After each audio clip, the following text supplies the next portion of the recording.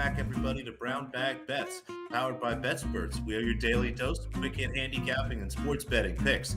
I'm Alex Christenson, and apologies, my fault we're a couple minutes late today. And joining me, as always, Mr. Andy Molitor. Andy, how's it going? It's the middle of the week. You've had a little bit of college basketball. There's been no football for a little while. Do you feel like an itch? Are you doing okay? Well, no, because basketball's doing poorly. Another bad day. You run in with cold. You run into cold streaks, and I guess maybe it's. I did make some. I'll talk about it. I did make some adjustments because it's like, man, a couple of these haven't been even close. And I'll kind of explain what I've done to adjust things a little to make sure I'm actually putting out the plays that my best foot forward, and also like I bet these. This isn't.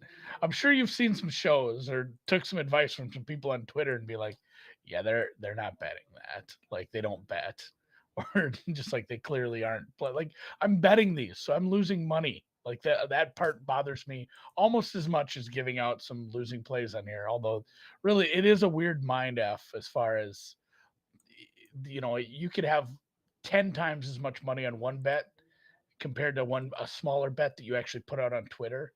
And sometimes it feels like that one's more important because it's like I feel bad, giving out shitty advice. So, no, we'll tighten the ship up. We'll get things right. It's a long season. We're still hitting We'll 55% be ish, fine. so we'll be fine. I'm excited to continue to follow the Joker stuff.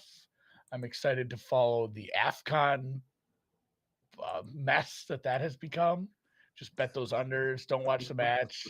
They might not even go the full 90 minutes anymore. Like it's been a whole disaster down there. And yeah, it's tennis and basketball at night, and getting ready for golf stuff. Golf starts tomorrow. I'll probably have some. I just haven't had any time to spend on golf stuff between playoff baseball, playoff football, getting through the national championship, trying to fix out some stuff in basketball, and really just everything else in life. I haven't had a lot of time for golf, so I am going to work on some golf stuff this afternoon. Hopefully, I have a few plays for this week at the Sony. But I we'll like this AFCON stuff, though, by the way. I pulled up the totals. It looks like they've adjusted. They're all 1 3/4, it looks one like. and a half, So one do we and three just do, quarters. do we play draws? Like, do we just hammer the draw lines? They adjust those at all? No, those are nice and juicy.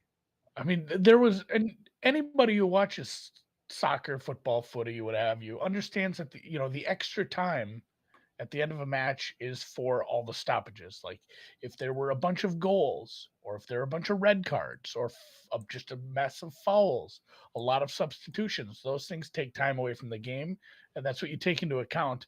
There were like multiple goals and a red card and a VAR for the red card, I think, in one match, and they just decided not to play any extra time. They just said nope. In fact, they didn't even make it to the 90. They just blew the whistle at like 80, 89, 40. Highly unusual. Like if that's the kind of thing you feel safe putting money on, have fun. But like, and then I think they actually said, "Hey, we effed up. We're gonna come out and we'll play. We'll play a few more minutes." And then one team just said, "Yeah, we're not. Like we're not gonna come back out. Have fun with that." So it's a whole thing. We thought the Australian Open was a circus. That is an order of magnitude less of a circus, and a really well run tournament. I thought Adelaide 2. We're gonna head back down under the lead up to the Australian Open with some picks from Noobs here.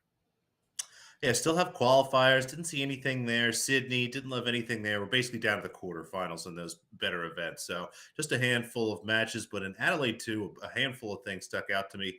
Lauren Davis got the job done for us at almost 2-1 underdog last night. I like her again today. Again, kind of a player who has these little tears through the season from time to time. Really struggled with injury probably the last 18 months at this point, and is finally starting to get healthy, play some good tennis. She is plus 145 against Tamara Zidansek, who has gotten the better of us a couple times so far, but a pretty big number. So don't mind going back against her, although she's having a solid week. I have this match pretty close, maybe Zidansek a short favorite. So I think anything, plus 135, plus 140 or better looks good to me there. Ludmila Samsonova, and apologies, I fudged a number there on the price. She's actually plus 115, not not plus 155. If you can find a plus 155, bet a lot on that. But plus 115 looks pretty good to me. I have her as a small favorite over Madison Keys. Keys playing some solid tennis, and it's not great maybe to get in front of her when she's hot this week. But I've gone back and looked those matches and still have not been too impressed. I think Samsonova is going to be the best player she's faced so far and can win that match for us. Hopefully, if you saw my tweet about outrights, you've got the outright there. So feel pretty good about her in this match.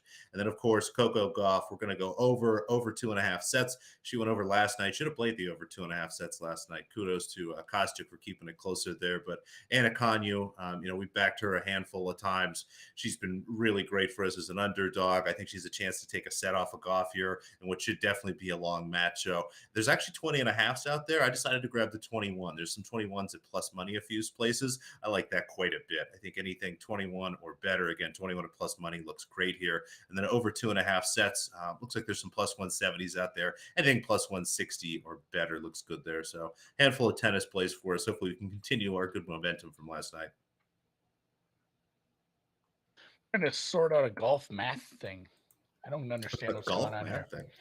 I'll just this is a good. I'm going to have a conversation with some other people on this. Somebody asked a question about pricing, like they have let's say a top 20 were a certain price and a top 40 were a certain price. You take those prices and put them into percentages. You make some adjustments, but a lot of these paperhead books have these 26th they're better, 28th they're better, stuff like that. And there's one was in this particular. I'll just say it. This It's particular interesting example. delineations. Yeah, I think I need someone smarter than me. In this particular example, top 20 was plus 110. Top 26, it was 27th or better, was plus 110. It's about a 5% difference in implied probability for 6 spots. And obviously, you need to look at the ties and the dead heat rules on everything. There's a lot of factors going into that. So I asked what's top 40 prices, minus 100, which is 66%. So in that case, you're almost at a 20% difference between 20th and 40th. So I think that seems pretty semi-linear. I think it's probably fair for either price. I don't know. I have to wrap my head around that a little more. So that is not the listener question either. If we Kind of a funky are thing looking to at the think rundown. about. You're right. All right, not a lot of rundowns today.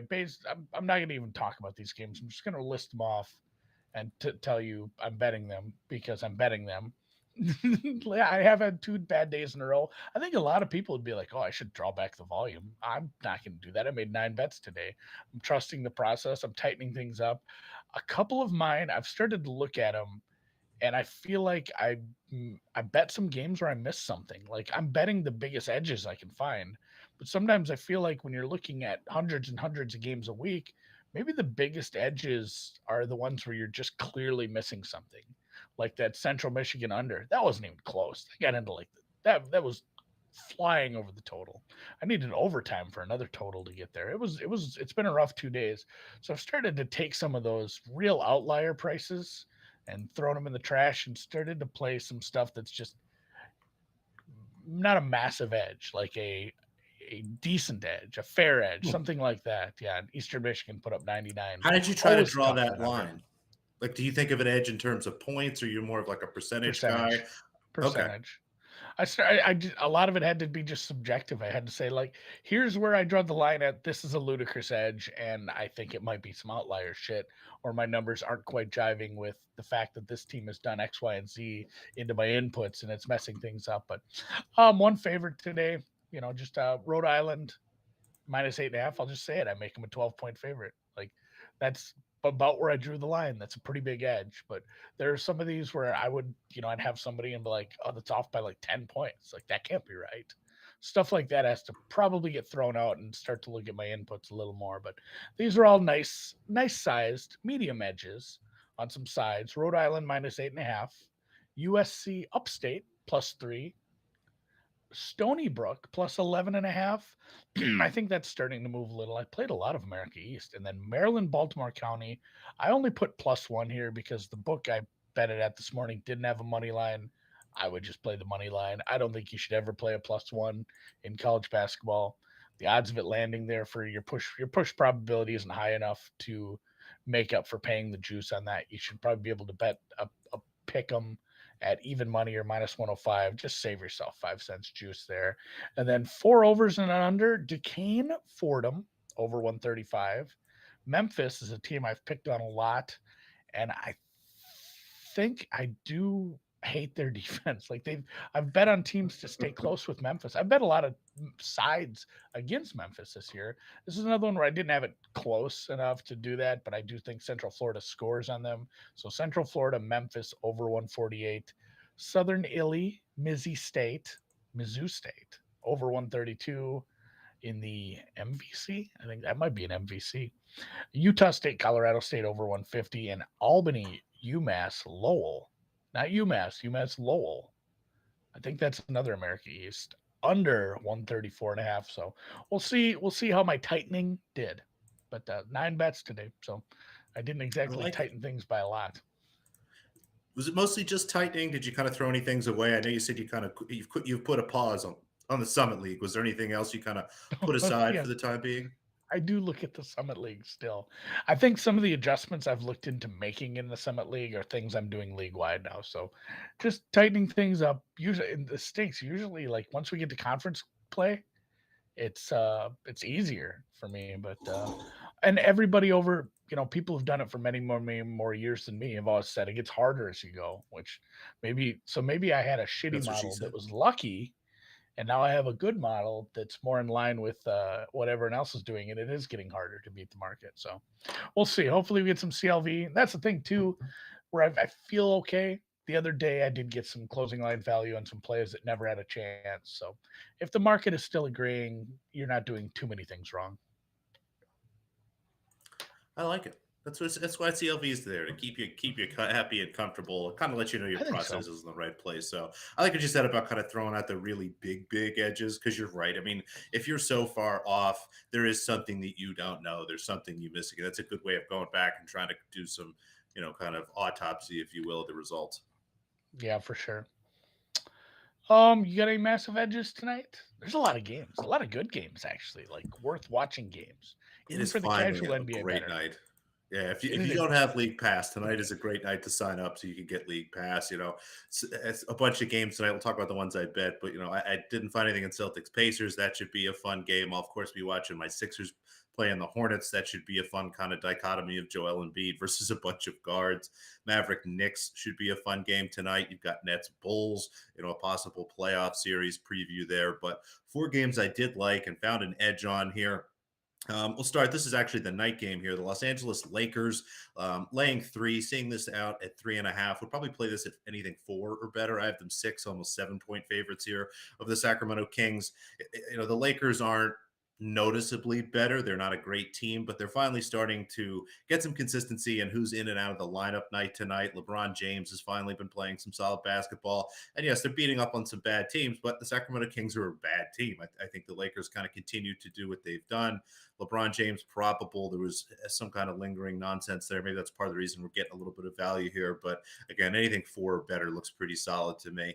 The Cleveland Cavaliers struggled a little bit here, kind of a rough spot for them, but they're going to catch a Utah Jazz team that looks like they'll be without Rudy Gobert, which should really put everything in the Cavaliers, court, if you will.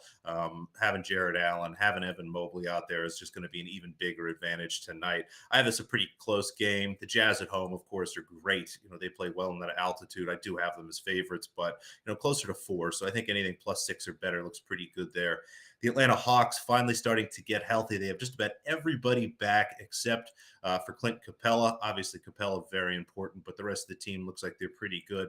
They host a Miami Heat team tonight. Again, a divisional opponent. They played very well against the Heat last year. You can definitely see that kind of division title and matchup matters to them quite a bit. And the Heat are without Jimmy Butler and Bam Adebayo. They've been doing well, kind of keeping afloat without those two guys, but I think the Hawks are really going to take advantage of that and kind of dismantle them tonight. This was one of my bigger edges. I have them 6 again, almost 7-point favorites here. So anything 3, 4, honestly, or less looks better. If this line kind of stays here, I might even play some alts later on. And then the Rockets +5.5. The Rockets playing against a Spurs team. This is actually 6.5. So congratulations. You get a little bit better number than me here. The Spurs coming home could be a good bounce back spot for them in their return home, but continue to miss Keldon Johnson and a lot of their starters just kind of coming home and licking their wounds for a one night stand before going back out on the road here. The Rockets fully healthy, been pretty solid here and keeping some of these games close, even winning a few. So Rockets plus 5.5. Anything again 5 or better looks good to me. So 4 bets in the association. One night stand. It's funny you mentioned something of that nature after we saw a funny video from the NBA this week or this morning. Um, Screenshot, I guess, or something like that. yeah, Yeah. And someone yes, did have a Patrick. Yeah, go Patrick. ahead. Not aware of anyone that's going to start and then sit immediately, but kudos to anybody that took advantage of that. Yeah, I wonder, a lot of people been espousing their opinions on that. That they got limited after doing that. That's what happens. Welcome to the reality of the world. Like you take a shot, it you better if you're gonna take a shot like that that you think might damage your account, you better take it hard. Like no half measures in that because that account might be ruined after taking a shot at a book like that. So I would absolutely It's go not all quite in on past. something like that. Yeah, it's not quite pass posting, but I feel like it's in that same arena where like you're looking at a line, pass posting being, of course, a game is finished, but the book for whatever reason leaves the live line up for a few minutes. We saw that a few times, especially over the COVID break with certain sports, and people were going through and just kind of banging those lines. Like you shouldn't be doing that kind of stuff. Yes, it's a mistake from the book. Yes, you should be always trying to take advantage of that stuff, but leave some of those things be. Yeah. And that's the thing. When it's a massive, massive edge and it's a book you could probably replace by whatever means you would need to down the road, it's fine. Take your shots, but again, take the shot hard because you're probably gonna you don't want to have a book ruined or limited for you when you went half ass on it. Make it worth it. So Yeah, hopefully you yeah, maxed all that Draymond stuff, right? That's unload on it, right? If you're gonna exactly if you're doing it, go hard. yeah, go hard in the paint on that. Somebody did ask about the Stony Brook, Vermont total. Slight lean to the under there. I believe that total is sitting at 143. I'm not quite at 143, so the mildest of leans to the under if the Stony Brook defense can show up. And then Alex, how about Safulin versus Eubanks? That's men's I'm tennis, not man. entirely sure who those people are. Yeah, Apologies. I focus mostly on the women's game. I will say I know a couple smart guys, a couple friends in our tennis chat were using Safulin, I believe, in some parlays and things. So that's kind of the best I can give you. I think it's probably Safulin or pass, but I can't honestly give you a good piece of advice either way. yeah, I don't know if I'd lay the handicap on that. So, we're gonna close with, and this goes back to tennis. This was a question I got in my DMs from a listener, and he said it was he says he's a deep dive listener. I don't know if he pays attention to our daily show here. Wish he would. Jesus, buddy. But he said he has the 49ers and the Cowboys Super Bowl tickets, which I'm assuming doesn't mean Super Bowl tickets. I mean Super Bowl to win tickets. Hmm. And he says they obviously play in the first round, which that's a conversation for a different day. Some people look at that as, oh, that stinks. You lose a ticket. Some of it's like, yeah, but one of them's moving on. Somebody's in the divisional round for sure. And you're 2 wins away from the Super Bowl at that point. His question was, should I just let them ride like, everybody else would if they didn't have an opinion? He says he actually has an opinion on the game. He likes the 49ers and the points and wonders, how to approach looking at a game like that. Where I guess the how I took it is, how do you separate future tickets from betting on a game? And I thought of you right away, Alex, because this is unique in the NFL. We only get the playoffs in January, whereas this happens to you 40 times a year, where you have an outright, and then well, there's so many women's tennis tournaments or the NBA playoffs once you get around to it. There's so many situations where you have a future bet on, let's say, a women's tennis player, and then you're running your numbers on the daily matches, and you have to make decisions on, well, I already have Rybakina. Should I bet on her in this match? Because essentially all you're doing is increasing an already, a high position you have on her already, or do you just try to separate it out altogether? I try to keep separate of it, again, from the highest possible point. bet something if you have an edge and you trust the edge. If there's an edge there, you bet it. What I will do with outrights, though, I try to keep that stake in my mind because essentially what an outright is, it's a parlay before the tournament. You know, if it's a 32 player event, I think it's 5 wins. If it's 64, depending on what it is, it's 5 or 6 wins. But anyway, this week in tennis, when it comes to the Australian Open, it'd be 7 wins. I talked a little bit about this on a show called Wagering World with Spread and our buddy Five Star. But an Australian Open outright is just a 7 match parlay. So what you've really done is you already have a stake on the player in this match. In this particular case, it's San Francisco and Dallas. He already has bets on the Cowboys and the 49ers. So the question really then becomes, is your edge on either side big enough to add to that stake? Should you be putting more on that investment? I mean, I have no trouble doubling down. Brett's in here. I know he likes doubling down. We double dipped on, again, like I said, on Samsonova today. He's double dipping on another outright. Again, if you have an edge, find a way to attack it. But if it's maybe a 2 unit play and you've got a unit on the outright, maybe go 1.5 or 1 or something like that. I will sometimes kind of knock things down a little bit. But yeah, I mean, if there's an edge, you still play it, but try to keep in the back of your mind that you technically already have a bet on that match. I think that's kind of the answer I landed on too, is always bet your edges. These markets, especially now, there's only 6 games. If you find an edge on a game, you shouldn't let a future ticket determine that, well, I'm not going to bet on an edge I believe that exists in a market like this. But I think that's the math answer. That you should always bet your edges. I think the common sense real world answer is look at your bankroll, look at your staking. Do you have a big position on this already? And then maybe temper that a little, maybe bet a little smaller on an edge like that if you are worried about being overextended on one team because it would hurt. And in this case, win or lose, he's got it. It's a unique situation. I think a better situation. I hate to like throw this guy under the bus for having 2 tickets for teams that are in the playoffs, but like a better situation would be not having the Dallas ticket. Like that would have made this different. He has a team moving on no matter what, and so Yeah. hopefully whatever his higher ROI ticket moves on. But if it's the Dallas Cowboys, they win by 2, and he is able to cash both ways. So I think I'm with you there.